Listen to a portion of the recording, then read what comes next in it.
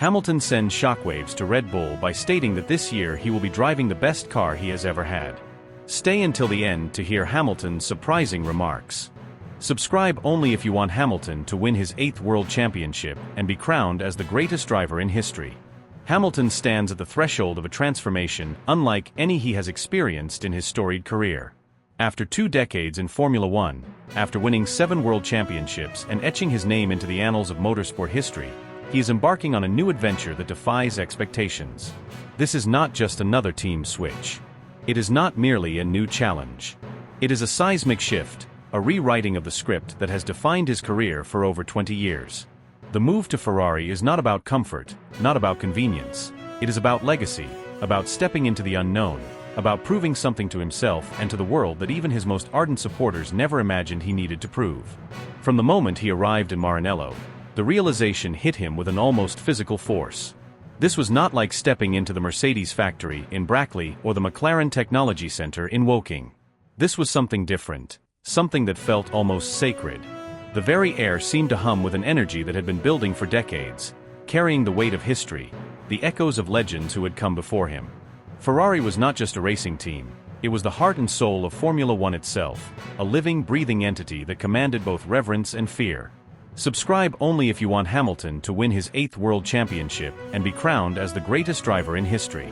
Walking through the corridors of the Gestione Sportiva, the division of Ferrari dedicated to its Formula One operations, he could feel the ghosts of champions past watching over him. He was treading the same path as Ascari, Lauda, Schumacher, men who had become larger than life, whose names were whispered with an almost religious devotion by the Tifosi. The walls were adorned with images of past glories, reminders of the battles fought and won under the prancing horse emblem. But alongside them were reminders of the struggles, of the near misses, of the heartbreaks that had defined Ferrari just as much as its triumphs. Subscribe only if you want Hamilton to win his 8th World Championship and be crowned as the greatest driver in history. The moment he first laid eyes on the Ferrari that would carry him into the 2025 season, there was a flicker of something deep within him. Excitement, curiosity, anticipation. He had driven some of the most dominant machines in F1 history, but there was something different about this car. It was not just a piece of engineering. It was a work of art, sculpted with precision, designed with an obsession for perfection that bordered on the fanatical. The smooth, aerodynamic lines, the intricacies of the bodywork, the way the car sat in the garage, poised like a predator ready to strike, every detail spoke of a singular purpose.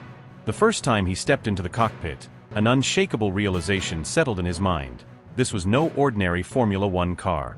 The Ferrari felt alive beneath him, its presence undeniable. As his hands wrapped around the steering wheel, he could feel the weight of expectations pressing down on him, heavier than ever before.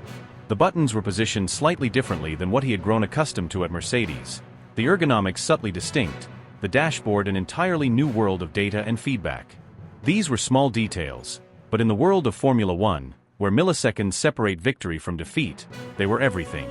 Subscribe only if you want Hamilton to win his 8th World Championship and be crowned as the greatest driver in history. And then, the engine came to life.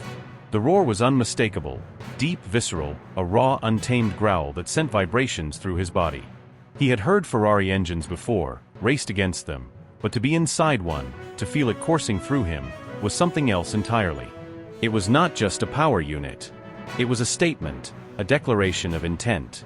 This was a machine built for a singular mission, to reclaim Ferrari's former glory, to break the cycle of near misses and unfulfilled potential that had haunted the team for over a decade. But beneath the sheer exhilaration of the moment, there was an unshakable awareness of the challenges ahead. Ferrari was unlike any team he had ever been a part of. At Mercedes, he had been the focal point, the undisputed leader, the driver around whom everything revolved. He had developed deep relationships with his engineers, his mechanics, the strategists who had guided him to 6 world titles with the Silver Arrows. He had built a dynasty, a fortress of consistency and excellence. Now he was stepping into an entirely different world, one that did not automatically bend to his will. Ferrari was not a team that revolved around one driver. It was a machine of its own, governed by its own set of rules, its own traditions, its own deeply ingrained politics. The Scuderia had always been an entity that demanded loyalty but did not necessarily offer it in return. It had burned some of the greatest drivers in history, tested them in ways no other team ever had. And Hamilton knew that despite his achievements, despite his status as one of the sport's most decorated champions, he would not be exempt from that reality. His greatest challenge, however, would not be the car, nor the engineers, nor the relentless pressure of the tifosi who demanded nothing short of immediate success. It would be Charles Leclerc. Leclerc was not just another talented driver, he was Ferrari's chosen one. He had been molded by the team, raised through their ranks, given the keys to Maranello's future long before Hamilton's arrival. He had endured the team's growing pains, the heartbreak of lost championships, the missteps of strategists who had cost him races he should have won. And now, he was being asked to share his kingdom with a driver who had already achieved everything he himself was still fighting for. There would be no easy coexistence. The power struggle would be inevitable. Ferrari had never been a team that managed two alpha drivers well. History had shown time and time again that when two titans shared the same garage, chaos often followed. Prost and Mansell, Schumacher and Barrichello, Alonso and Massa, Vettel and Leclerc. These were not partnerships, they were battlegrounds. And now, the stage was set for another. Would Ferrari back Hamilton unconditionally? Would they give him the resources and the influence he needed to shape the team in his image, as Mercedes had done? Or would they hedge their bets, keep Leclerc as their long-term investment while giving Hamilton only enough support to keep up appearances? The uncertainty of it all loomed over him like a storm cloud. And then there was the car itself. Could Ferrari even deliver a championship-winning machine? Even if Hamilton performed at his peak, it would mean nothing if the team continued to make the same errors that had plagued them in recent seasons. Would they finally have the consistency, the strategy, the reliability needed to go the distance? Or would this, like so many campaigns before it, unravel into frustration and missed opportunities? And what if it did? What if the gamble backfired? Hamilton was no longer the young driver who had time to recover from a failed experiment. He would be 40 years old when he lined up on the grid in a Ferrari for the first time. If this did not work, there would be no easy escape, no safety net, no return to the comfort of a Mercedes team that had once been his home. The stakes had never been higher. This was not just about winning another title, it was about cementing his legacy in a way that transcended even the records he had already shattered. To conquer Ferrari was to achieve something that few had ever done before, to become part of something greater than himself, to write his name into a story that had begun long before he was born and would continue long after he was gone. This was the defining moment of his career. And now, as the countdown to 2025 began, the world was watching. Would he rise to the challenge, defy the odds, and carve out his place among the immortals of Ferrari's history? Or would he become just another name in the long list of drivers who had tried and failed to tame the beast that was Maranello? One way or another, there was no turning back. From the very first lap, Lewis Hamilton realized he was experiencing something entirely different from anything he had encountered in his Formula One career. The Ferrari wasn't just another high-performance race car, it was something more, something visceral, something alive. The moment he exited the pit lane and put his foot down, he felt a connection unlike anything he had ever known. The way the car responded to his slightest input, the way it glided through high-speed corners with an almost effortless elegance, the way it communicated every subtle detail of the tarmac beneath him, it was intoxicating. This was not like his years at Mercedes, where precision engineering had produced cars that were almost surgically efficient, built to dominate with relentless consistency. The Ferrari had a rawness to it, an unpredictability, a character that demanded a deeper level of engagement. Every movement of the steering wheel, every touch of the throttle, every press of the brake pedal, it all mattered in a way that was both thrilling and daunting. It wasn't just about going fast, it was about taming a machine that seemed to have a mind of its own, learning its strengths, understanding its idiosyncrasies, and ultimately bending it to his will. But as exhilarating as those first laps were, Hamilton knew that this was only the beginning of a much greater challenge. Driving the car was one thing, mastering it, extracting every last ounce of performance from it, making it his own, that was something else entirely. He was stepping into a completely new environment, a new team culture, a different way of working, a philosophy that had been shaped over decades of Ferrari history. And for the first time in over a decade, he was not the center of it. At Mercedes, he had been the focal point of the team's operation. Everything had been built around him, designed to suit his preferences, refined to maximize his strengths. He had spent years developing an intimate understanding of the people around him, forming relationships that allowed him to extract the best from the engineers, the strategists, the mechanics. He had been part of a well-oiled machine, a team that operated with a level of cohesion that few in the paddock could match. Now he was entering an entirely different world, one where he had to adapt rather than dictate, where he had to earn trust rather than assume it, where he had to prove himself all over again. The Ferrari way was not the Mercedes way. It was a team steeped in tradition, an organization that operated on emotion as much as on data. There was a passion, a fire, a relentless pursuit of success that was both inspiring and at times chaotic. Decisions were not always made with the cold, calculated logic that defined Mercedes. There were politics to navigate, alliances to build, relationships to cultivate. Hamilton knew that winning races in red would require more than just speed. It would require patience, diplomacy, and an ability to read the room in a way he had never needed before. And then, of course, there was Charles Leclerc, the golden boy of Ferrari, the driver who had been handpicked to lead the team into a new era. The man who had built his entire career around the dream of bringing a championship back to Maranello. Hamilton wasn't just stepping into a new team, he was stepping into Leclerc's territory. This was a driver who had spent years embedding himself into the fabric of Ferrari, who had forged relationships with the engineers, who understood the intricate details of how the team functioned. Leclerc wasn't just fast, he was devastatingly quick over a single lap. He had an uncanny ability to extract every ounce of performance from the car in qualifying, to push the limits in ways that often left his rivals in disbelief. And he had something that Hamilton did not: familiarity. He knew the car, the systems, the setup philosophy. He knew how to get the best out of the machine, how to compensate for its weaknesses, how to exploit its strengths. For Hamilton, this presented a new kind of challenge. He had faced great teammates before: Alonso, Button, Rosberg, Bottas, Russell, but this was different. This wasn't just about beating another driver. This was about stepping into an established ecosystem and proving that he could not only match the man who had been the focal point of the team for years but surpass him. It was about winning over the people who had spent seasons working with Leclerc, about convincing them that he was the driver who could take Ferrari to the promised land. And there was another factor, one that Hamilton could not ignore: the Ferrari itself. The team's cars had always possessed a certain DNA, a specific way of behaving that was entirely distinct from what he had grown accustomed to at Mercedes. The Scuderia had a long history of producing cars that demanded an aggressive, on-the-limit style, requiring pinpoint precision on corner entry, a willingness to rotate the car in a way that other teams did not. Leclerc had adapted to this over time, refining his technique to suit Ferrari's quirks. Hamilton, on the other hand, had spent years driving cars that were designed for stability, for consistency, for a more refined approach to cornering. Would he be able to make the transition? Could he unlearn years of habits developed in a different environment? Could he reshape his driving style to extract the maximum from a machine that operated under an entirely different set of principles? The answer to those questions would determine whether he could succeed at Ferrari, or whether he would become just another chapter in the long history of champions who had come to Maranello and failed to deliver. And then there was the pressure. The unrelenting scrutiny of the Italian media. The overwhelming expectations of the tifosi. The constant comparisons to Schumacher, to Laruda, to all those who had come before. At Mercedes, success had been measured in cold, clinical efficiency. At Ferrari, it was about more than that. It was about spectacle. It was about passion.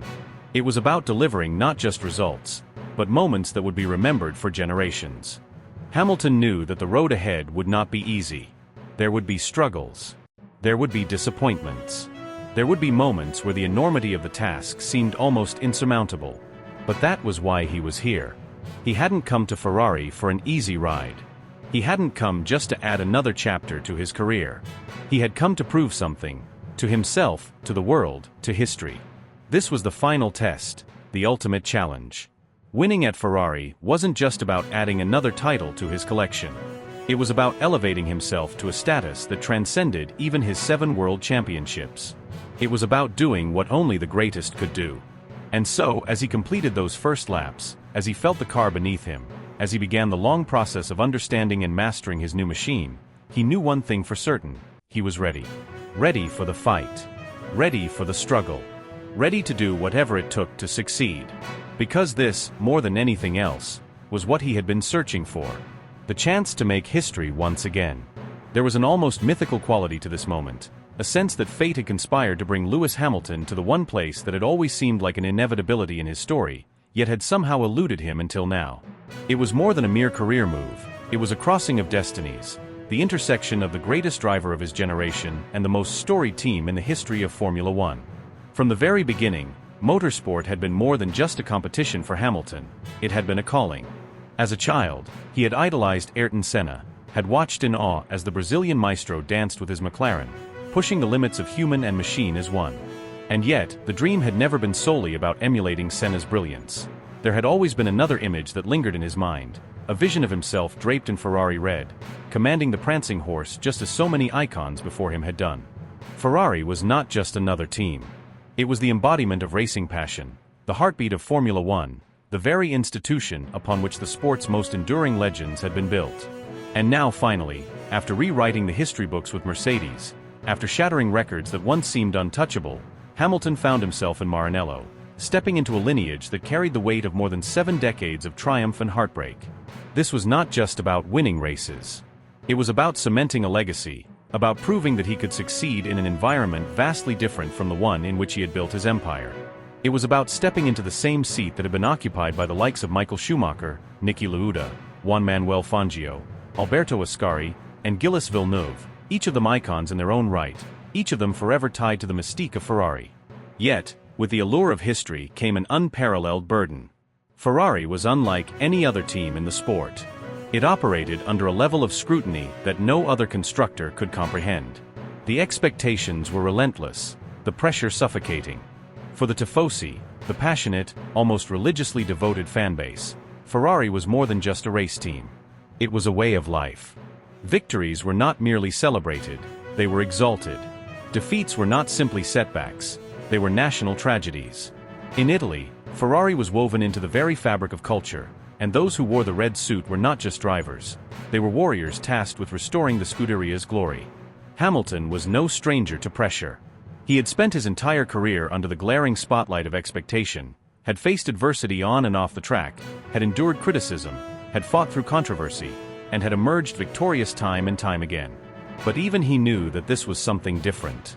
Mercedes had provided him with a structured, methodical environment, one that allowed him to operate with a sense of control. Decisions were made through careful deliberation, data-driven analysis, and long-term strategic thinking. Ferrari, by contrast, thrived on emotion, on passion, on a relentless pursuit of success that often bordered on desperation. It was a team where internal politics had undone even the greatest of champions, where power struggles had often dictated the trajectory of a season just as much as car performance had. The ghosts of past failures loomed large. Fernando Alonso had come close, had pushed Ferrari to the brink of a title, only to be undone by strategic miscalculations and internal discord. Sebastian Vettel had inherited that same dream and had watched it unravel before his eyes, his reign collapsing under the weight of expectation and mistakes. Would Hamilton suffer the same fate? Would he, too, find himself caught in the endless cycle of hope and disappointment that had defined Ferrari's modern era? Or would he be the one to finally break the curse, to restore Ferrari to the dominance it had once enjoyed under Schumacher's iron rule? As he stepped into the car for the first time, he could feel the significance of the moment. The cockpit was familiar, yet foreign. The layout of the controls, the placement of the buttons, the nuances of the seating position, it all felt slightly different from what he had grown accustomed to at Mercedes. But the biggest difference was yet to come. As the engine fired up, a deep guttural growl reverberated through the garage, a sound distinct from the smooth, refined hum of the Mercedes power unit he had known for so long. This was raw. This was untamed. This was Ferrari. The first lap was an awakening. The car responded in a way he had never quite experienced before. It was aggressive, yet unpredictable. It had an edge to it, a stubbornness, as if it refused to be driven like any other machine on the grid. Mercedes cars had been engineered for perfection, for efficiency, for seamless integration between driver and technology. The Ferrari, on the other hand, was a beast that demanded to be tamed. It was not enough to simply drive it, he had to wrestle with it, to coax it into submission, to understand its language. The way it attacked the corners, the way it deployed its power, the way it reacted under braking, it was unlike anything he had ever handled. He had anticipated a challenge. What he had not anticipated was the sheer exhilaration of it. This was something new. Something invigorating. After years of dominance, of knowing exactly what to expect from a car, he was rediscovering the thrill of uncertainty, of adaptation, of learning something from the ground up. It reminded him of the early days, of his first time in a Formula One car, of the raw excitement of discovering just how far he could push himself. But excitement alone would not be enough. The road ahead was treacherous. He knew that he would have to contend with more than just the car's behavior. There was Charles Leclerc, the young prodigy who had become Ferrari's golden boy, the driver the team had invested years in developing. While outwardly their relationship was amicable, there was an underlying reality that could not be ignored. There was no room for two kings at Ferrari. History had proven time and time again that only one driver truly held the keys to the kingdom. Would he be able to assert himself as the team's clear leader? Or would Leclerc's deep-rooted ties within the organization pose an insurmountable challenge?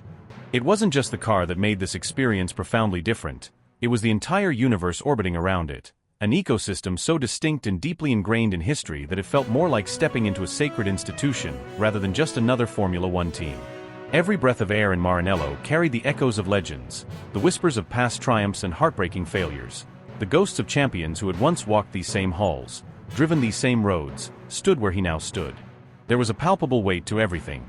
The very fabric of this place, from the walls of the factory to the carefully curated museum filled with artifacts of victories long past, exuded a sense of purpose far beyond mere racing. Ferrari was not just a manufacturer, not just an iconic brand, but something ethereal, something woven into the soul of motorsport itself.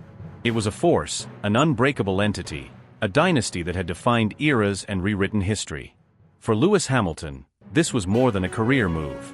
It was an immersion into an entirely different philosophy, a stark departure from the controlled, methodical precision of Mercedes.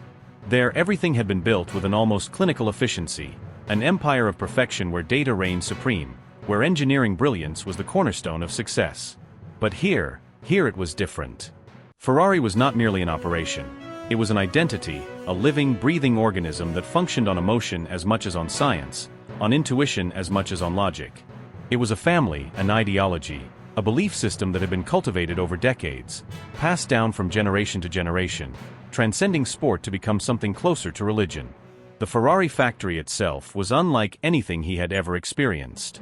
He had spent years at Brackley, working in an environment designed for maximum performance, where decisions were made based on calculations, simulations, and cold, hard statistics. At Mercedes, success was not just an expectation, it was a product of relentless innovation, the result of a well-oiled machine that left nothing to chance. Ferrari, however, operated on a completely different wavelength. The people here did not simply work for the team, they lived for it. Every engineer, every mechanic, every strategist carried with them a weight of responsibility that went far beyond their own roles. They were not just employees, they were guardians of a legacy, torchbearers of a history that demanded reverence. To wear the Scuderia's emblem was not merely to represent a racing team, but to become part of something immortal. Walking through Maranello, Hamilton felt it in every fiber of his being. The history was omnipresent, engraved in the walls, painted in the air, etched into the very ground he walked on.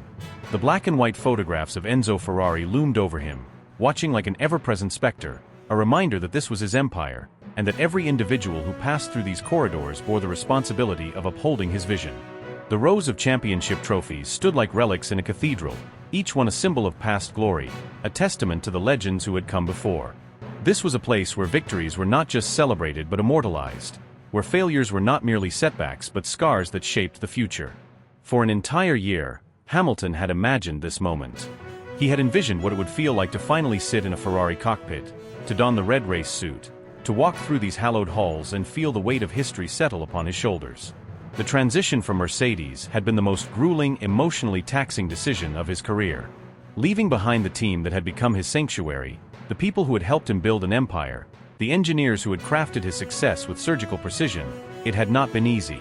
There had been moments of hesitation, sleepless nights filled with self-doubt, a constant internal debate over whether this gamble was the right one. Was he walking away from a dynasty he had spent over a decade constructing? Was he jeopardizing his legacy? Would Ferrari provide him with the tools he needed to succeed, or was he stepping into a political minefield, a team known as much for its internal strife as for its racing prowess? The media had been relentless. The questions had been unending. Every press conference, every interview, every conversation had circled back to the same doubts, the same skepticism. Why leave Mercedes? Why now? Why Ferrari? Was this a desperate attempt to chase one last title? Was it an emotional decision rather than a strategic one? Had the years of dominance at Mercedes dulled his hunger, making him susceptible to the romanticism of Ferrari rather than the reality of its challenges? For months, he had carried those questions with him. But now, sitting in the cockpit of a Ferrari, feeling the deep resonant growl of the engine reverberate through his body, every doubt vanished. This was not just a new chapter, this was destiny unfolding before him. But with destiny came an immense burden. Ferrari was not a team that simply competed in Formula One, it was Formula One. It was the sport's heart and soul, the team that had stood at the center of every era, that had seen legends rise and fall, that had witnessed the passage of time and remained unshaken. And yet, for all its grandeur, for all its history, Ferrari had not tasted championship glory in over a decade. The weight of that drought loomed over Maranello like an unspoken curse, a silent pressure that suffocated every driver who dared to take on the responsibility of restoring its former dominance. This was the challenge Hamilton had chosen. To succeed here was not simply to win races, it was to resurrect a dynasty, to carve his name into the annals of a legacy that demanded nothing less than perfection. But the road ahead was treacherous. Ferrari was not just another team. It was an empire of politics, a labyrinth of internal alliances and shifting loyalties, a place where favoritism was not always spoken aloud but was deeply ingrained in its DNA. Charles Leclerc was not just a teammate, he was Ferrari's chosen one, the driver they had nurtured, the man they had invested their future in. And no matter what the press releases said, no matter what the team insisted about equal treatment, Hamilton knew better than anyone that true equality did not exist in Formula One. Power was earned, respect was demanded, dominance was imposed. If he did not establish himself as the undisputed leader of this team from the outset, he would find himself on the wrong side of history. Every move he made would be scrutinized. Every word he spoke would be analyzed and dissected by the Italian press, a media machine known for its ruthlessness, for its ability to turn a hero into a villain overnight. At Mercedes, he had been protected, shielded by a team that understood his value, that knew how to manage external pressures. Here, there would be no such sanctuary. The Tifosi were passionate, but they were also unforgiving. Ferrari drivers were either worshipped as deities or cast aside as failures. There was no middle ground. The pressure was unlike anything he had ever faced. The expectations were monumental. The responsibility was suffocating. But as he sat behind the wheel, fingers tightening around the controls, he knew one thing with absolute certainty. This was where he was meant to be. This was the challenge he had been searching for. This was the fight that would define his legacy. The path that lay ahead was not merely difficult. It was a gauntlet, a relentless series of trials that would push Lewis Hamilton beyond every limit he had ever known. The fight for the championship would be unrelenting, a war of attrition where endurance, adaptability, and psychological strength would matter as much as raw speed. The sheer intensity of the challenge ahead was unlike anything he had ever faced before.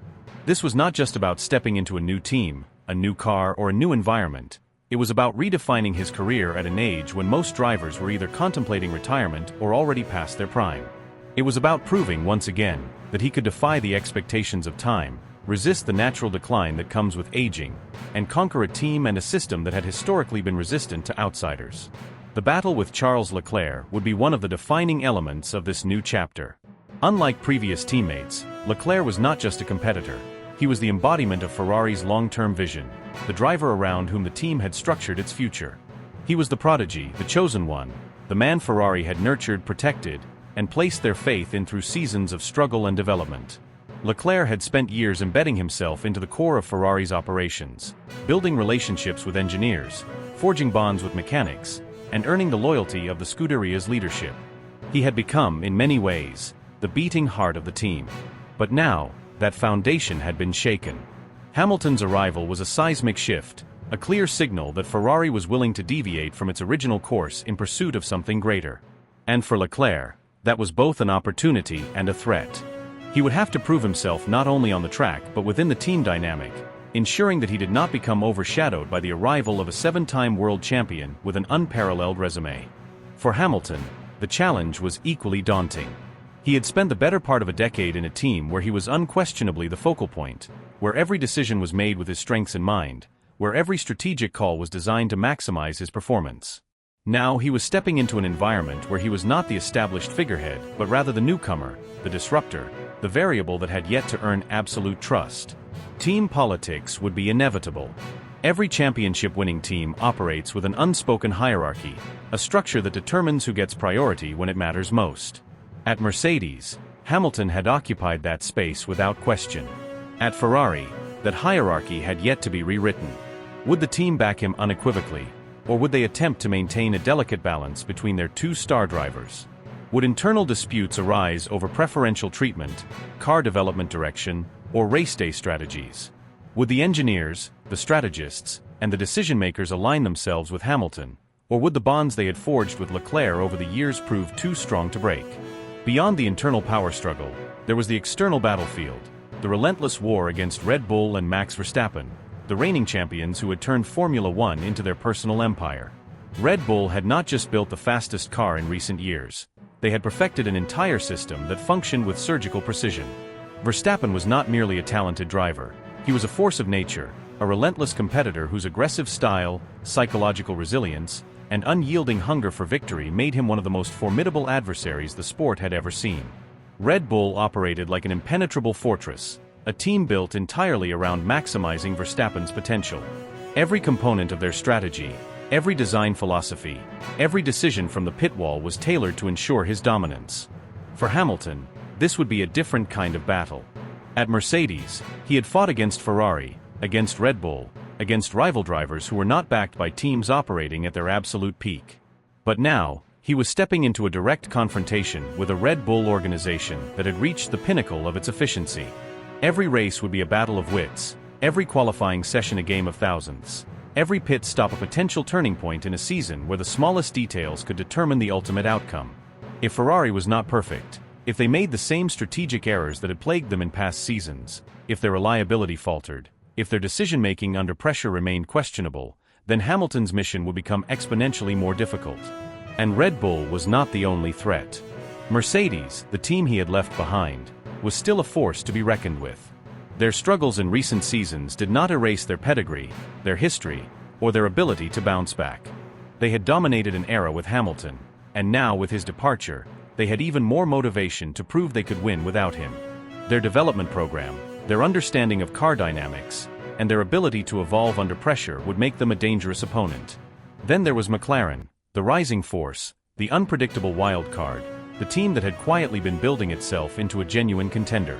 Lando Norris had developed into one of the most talented drivers on the grid, a driver with the raw speed and racercraft to challenge the best. And McLaren had been steadily improving, optimizing their car concept, refining their strategic approach, and positioning themselves as the next major player in the championship fight. They were no longer an afterthought, they were a legitimate threat, capable of disrupting the established order, stealing points at crucial moments, and injecting further chaos into an already volatile title battle. Every race weekend would be a high-stakes gamble, a battlefield where weather conditions, tire degradation, track evolution, and split-second decisions could change the course of an entire season. The margin for error would be razor-thin. One botched pit stop, one mistimed strategy call, one reliability issue could mean the difference between victory and defeat. And then there was the weight of Ferrari itself, the invisible but omnipresent force that had broken so many before him. Driving for Ferrari was unlike driving for any other team. At Mercedes, the pressure had been intense, but it had been controlled, managed, and mitigated by a team culture that prioritized calmness and methodical decision-making. Ferrari was different. Ferrari was emotion, passion, expectation on a scale that no other team could match. Every race, every moment, every decision would be scrutinized by the Italian media, dissected by analysts, amplified by millions of tifosi whose devotion to the Scuderia bordered on religious fervor. When Ferrari won, the celebrations were unparalleled. But when they lost, the criticism was unforgiving. The weight of expectation was suffocating. And for Hamilton, this was an entirely new kind of pressure, one that would test not just his driving ability but his mental strength, his patience, and his ability to navigate an environment where the highs were euphoric but the lows could be crushing. There was no escaping the reality of what he had signed up for. This was not a team in the midst of dominance. This was a team desperate to return to the top. The last time Ferrari had won a drivers' championship was in 2007. Every year since had been a reminder of their failures, of their inability to reclaim the throne they once considered their birthright. And now, at the age of 40, Hamilton was stepping into this storm, willingly placing himself at the center of one of the most pressure-laden, expectation-filled projects in the history of the sport. The task ahead was immense. The road to victory was littered with obstacles. The competition was fiercer than ever. But as he gripped the wheel of the Ferrari, feeling the raw power coursing through it, sensing the history, the legacy, the challenge before him, he knew why he was here. This was not just another season. This was not just another challenge. This was the moment that would define the final act of his career. He had not come to Ferrari to fade into the background, to be a supporting character in someone else's story. He had come to fight. To prove that even after all the records, all the championships, all the victories, he was still capable of rewriting history. The road ahead was brutal. The enemies were powerful. The obstacles were unrelenting. But that was exactly why he had chosen this path. Because in the end, legends are forged in adversity. And this, without question, would be the greatest test of his legacy.